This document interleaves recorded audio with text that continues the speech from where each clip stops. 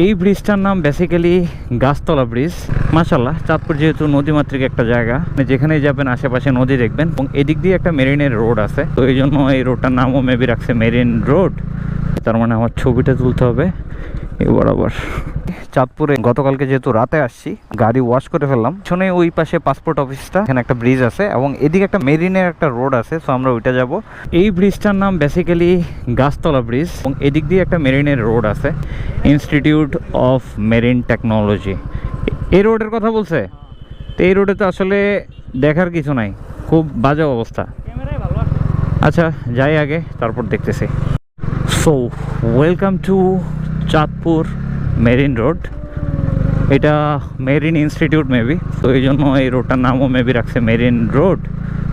রোডটা সুন্দর আছে, বাট যখন একদম নতুন হয়ে যাবে তখন ভালো লাগবে আর কি।